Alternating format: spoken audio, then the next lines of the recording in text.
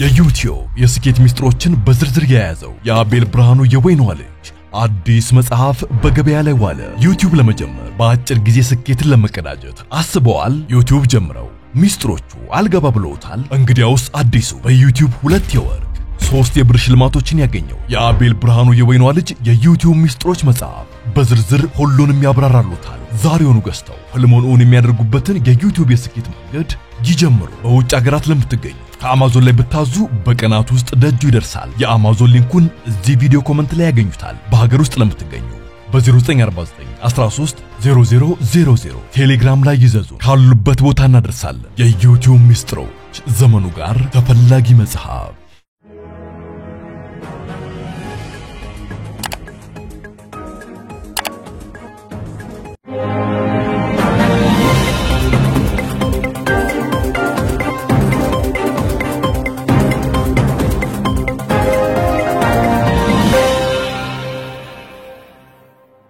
ጤና ይስጥልኝ ክቡራትና ክቡራን የዩቲዩብ ቻናል ቤተሰቦች፣ ሰበር መረጃዎች ከወደ እስራኤልና ፍልስጤም እየተሰሙ ነው።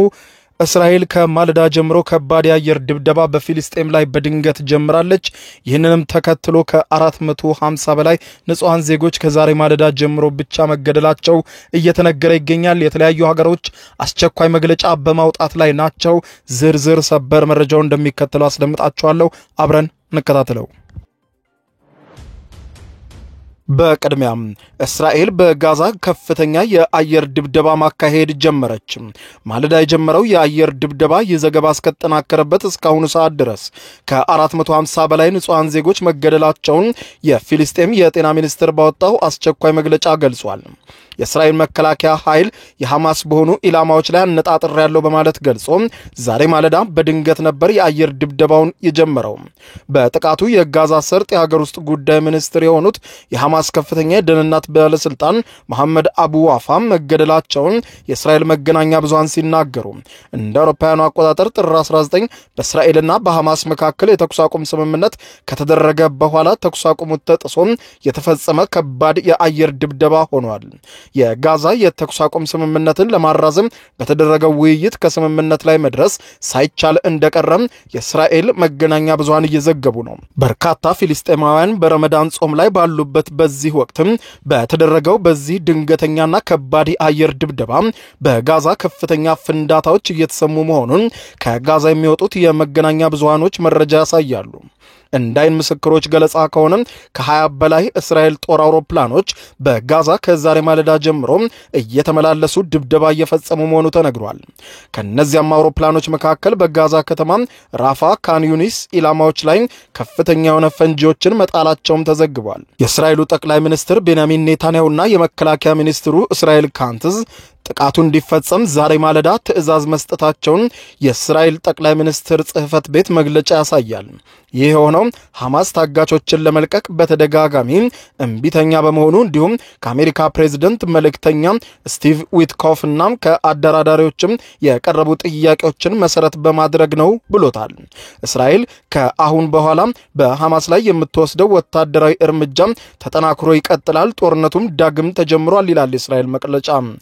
አክሎም የጥቃቱ እቅድ ከሳምንት በፊት በእስራኤል መከላከያ ኃይል ቀርቦ በፖለቲካ አመራሩ ተመክሮበት እየተፈጸመ ያለ ነው ብሎታል። ሐማስ እስራኤል የተኩስ አቁም ስምምነቱን መጣሷን በይፋ ባወጣው መግለጫ የገለጸ ሲሆን አክሎም እስራኤል በጋዛ የሚገኙ የተቀሩትንም ታጋቾቿን እዚሁ እንዳሉ ሊያልቁ ነው ላልታወቀ እጣ ፈንታም አጋልጣቸዋለች ብሏል። ሐማስ ባወጣው መግለጫ የዋይት ሃውስ ቃል አቀባይ ለፎክስ ኒውስ እንደተናገሩት ከሆነ የፕሬዝዳንት ዶናልድ ትራምፕ አስተዳደር ጥቃቱ ከመፈጸሙ ከሰዓታት በፊት ከእስራኤል ጋር ምክክር አድርጓልም ተብሏል።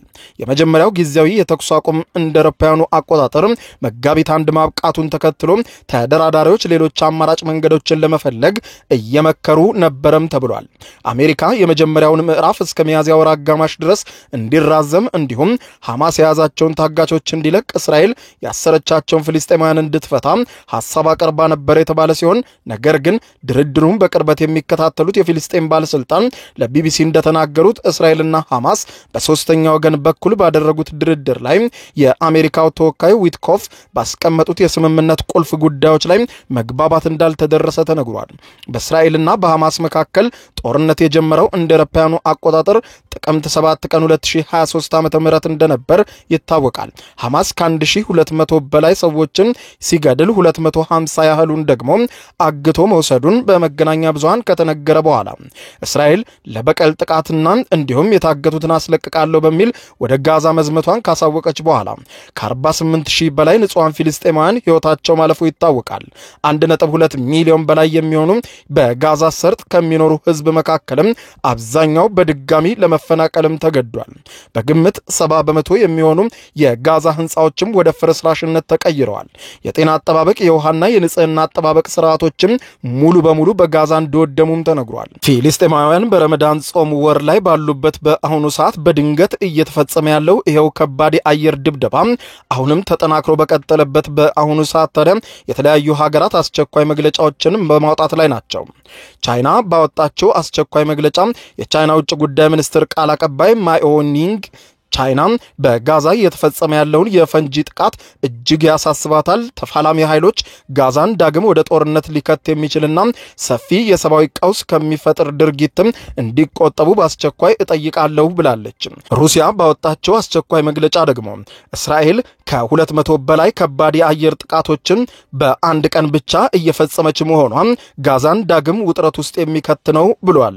የሩሲያ መንግስት ባወጣው መግለጫ ንጹሃን በብዛት መሞታቸውን የሚያመለክቱ ዘገባዎች በስፋት እየወጡ ነው ያለችው ሩሲያ ጉዳዩን በቅርበት እየተከታተለች መሆኑን ገልጻ ውጥረቱ ጋብ ብሎ እስራኤልና ሐማስ ወደ ሰላማዊ ንግግር እንዲመለሱ እንፈልጋለን ብላለች። ሩሲያ ባወጣችው አስቸኳይ መግለጫ በሌላ በኩል ግብጽ አስቸኳይ መግለጫ ካወጡ ሀገራት መካከል ስትሆን ከኳታርና አሜሪካ ጋር በመሆን እስራኤልና ሐማስን ስታደራደር የቆየችው ግብጽ የእስራኤል ድንገተኛ የአየር ጥቃት ዛሬ ማለዳ ጀምሮ መፈጸሙ የተኩስ አቁም ስምምነቱን የጣሰ ነው በሚል ተቃውሟል። የግብጽ ውጭ ጉዳይ ሚኒስትር ባወጣው መግለጫ ጥቃቱ በመካከለኛው ምስራቅ ዳግም ውጥረት የሚቀሰቅስ ነው ብሎታል። በሌላ በኩል የረሲብ ጣይብ ኤርዶዋን ሀገር ቱርክ መግለጫ ወጣች ሲሆን እስራኤል በጋዛ ለ15 ወራት ያካሄደችውን ጦርነት በተደጋጋሚ ስትቃወም የቆየችው ቱርክ አዲሱ ጥቃት በፊልስጤማውያን ላይ የተያዘውን የዘር ፍጅት ፖሊሲ ነው ብለዋለች። እስራኤል በቀጠናው አዲስ የግጭት ዑደት ውስጥ መግባቷም ተቀባይነት እንደሌለው ያነሳው የቱርክ ውጭ ጉዳይ ሚኒስትር መግለጫ የቱርክ የጥላቻ ፖሊሲ የመካከለኛው ምስራቅን መጻኢ ስጋት ውስጥ ከቷል ሲልም ወቅሷል። ኖርዌይ፣ ኔዘርላንድና ስዊዘርላንድ ባወጡት አስቸኳይ መግለጫ ጥቃቱን አውግዘው እስራኤልና ሐማስ በፍጥነት ወደ ተኩስ አቁም ድርድር እንዲመለሱ ጠይቀዋል። በሌላ በኩል በፊልስጤም የታገቱ ዘመዶችና ቤተሰቦች ያላቸው የታጋች ቤተሰቦች ደግሞ በሰጡት መግለጫ በጋዛ የታገቱና የጠፉ ቤተሰቦች ፎረም የእስራኤል መንግስት በጋዛ ጥቃት ለመፈጸም መወሰኑ ታጋቾችን ለመተው መምረጡን ያሳያል ብሏል። እስራኤል መንግስት ታጋቾቹ የሚለቀቁበትን ሁኔታ ከሚያመቻቸው የተኩስ አቁም ስምምነት ይልቅ የአየር ጥቃት መምረጡ በእጅጉ እንዳሳዘነው ጠቅሷል። በሌላ በኩል የየመኑ ወታደራዊ ኃይል ሐውቲም አስቸኳይ መግለጫ ያወጣ ሲሆን በአሜሪካ ተከታታይ የአየር ጥቃት እየተፈጸመበት የሚገኘው ሐውቲም እስከ መጨረሻው ጠብታ ለፊልስጤማውያን ድጋፉን እንደሚሰጥ ገልጾ ረፋዱን ባወጣው መግለጫ እስራኤል በጋዛ ዳግም የጀመረችውን ወረራ እናወግዛለን፣ የፊልስጤም ህዝብ በአውደ ውጊያ ብቻውን ሳይሆን ከኛ ጋር እንደቆመ ለመግለጽ እንወዳለን። የመን ከጎናችሁ ናት፣ እኛ ሐውቲዎችም ከጎናችሁ ሆነን እንቀጥላለን። በእስራኤል ላይም ጥቃታችንን ማድረስ እንቀጥላለን። በእስራኤል ላይ የምንፈጽመው ጥቃት የሚቋጨው እስራኤል በፊልስጤሞች ላይ የምታደርሰውን ጥቃት ስታቆም ነው ብሏል ሐውቲ ባወጣው መግለጫ። አሜሪካም ባወጣቸው አስቸኳይ መግለጫ ሐማስ፣ ሐውቲ፣ ኢራንና ማንኛውም እስራኤልና አሜሪካን ለመገዳደር የሚሞክር ኃይል ከፍተኛ ዋጋ እንደሚከፍል ፕሬዝዳንት ዶናልድ ትራምፕ ተደጋግመው መናገራቸውን የጠቀሰው የአሜሪካ መግለጫ የገሃነም በሮች በሰፊው ይከፈታሉ በማለት ትራምፕ በተናገሩት መሰረት የተፈጸመ ጥቃት ነው ብለዋል።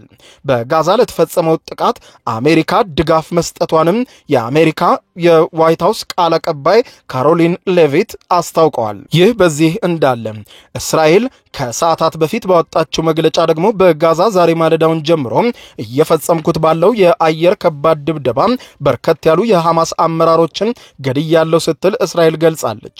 እስራኤል በጋዛ ከሁለት ወራት ወዲህ ከፍተኛ ነውና ድንገተኛ ነው የተባለውን የፈንጂ ጥቃት ከዛሬ ማለዳ ጀምሮ እየፈጸመች ሲሆን ከእስራኤል የመከላከያ ሚኒስትርና ከፊሊስጤም ውስጥ የሚገኙ ምንጮች ለመገናኛ ብዙሃን እንዳረጋገጡት ከሆነ ጥቃቱ መፈጸም ከጀመረ በኋላ 4 ከፍተኛ የሐማስ አመራሮችን ጨምሮ በርከት ያሉ መካከለኛ ደረጃ ላይ የሚገኙ ሐማስ አመራሮችም ተገለዋል ብለዋል። በእስራኤል ጥቃት ከተገደሉት አመራሮች መካከልም የሐማስ የፖለቲካ ቢሮ አባልና የአደጋ ጊዜ ኮሚቴ ኃላፊ የነበረው አቡ ኦቤዲያል አልጃማሲ አንደኛው ሲሆን እንዲሁም ደግሞ ብርጋዴር ጀነራል ባህጃት ሐሰን አቡ ሱልጣን በጋዛ የውስጥ ኦፕሬሽን ኃላፊ ነበር ተብሏል።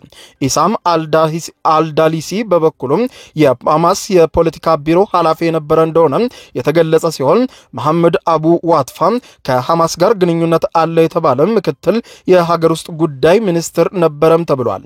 እንዲሁም በእስራኤል መጠነ ሰፊ የአየር ጥቃት በሐማስ ውስጥ መካከለኛ ወታደራዊና የፖለቲካ መሪዎች መገደላቸውን የእስራኤል ካን ቻናል ዘገባ ያመለክታል። ከአመራሮቹ በተጨማሪም እስራኤል በጋዛ ከሁለት ወራት ወዲህ ከፍተኛ ነው የተባለውን የፈንጂ ጥቃት እየፈጸመች ሲሆን በጥቃቱ የዘገባ እስከተጠናከረበት ሰዓት ድረስ በጥቂቱ ከ450 በላይ ንጹሃን ዜጎች ሕይወት ማለፉም ተረጋግጧል። በጥቃቱ ሕይወታቸው ካለፈው ውስጥ ከ50 በላይ የሚሆኑት ሕፃናትና ከ28 በላይ የሚሆኑት ሴቶች መሆናቸውን እስካሁን የአስክሬን ልየታው ማመልከቱም ተነግሯል። የእስራኤል ጦርና የሀገር ውስጥ የደህንነት ተቋሙ ሺም ቤት በጋራ ባወጡት መግለጫ ጠቅላይ ሚኒስትር ቤንያሚን ኔታንያሁ በሰጡት ቀጥተኛ ትዕዛዝ መሰረት በሐማስ ይዞታዎች ላይ መጠነ ሰፊ ጥቃት መከፈቱን አረጋግጠዋል። የፍልስጤሙ ሐማስ በበኩሉም የእስራኤል የፈንጂ ድብደባ በታጋቾች ላይ የሞት ፍርድ እንደማሳለፍ ይቆጠራል ብሎታል። የኔታንያሁ ዳግም ጦርነት የመጀመር ውሳኔ ታጋቾችን መስዋዕት የሚያደርጋቸው ነው ብለዋል። የቡድኑ የፖለቲካ ቢሮ አባል ኢዛት አልሪሺክ ባወጡት መግለጫ ክቡራን አድማጮች ለሰዓቱ ያስኩላችሁ አጫጭር መረጃዎች የሰማችኋቸው ናቸው። ከሰዓታት በኋላ በሌላ መረጃ ተመልሰን እስከምንገናኝ በያለንበት የዓለም ዳር ቸር እንቆይ።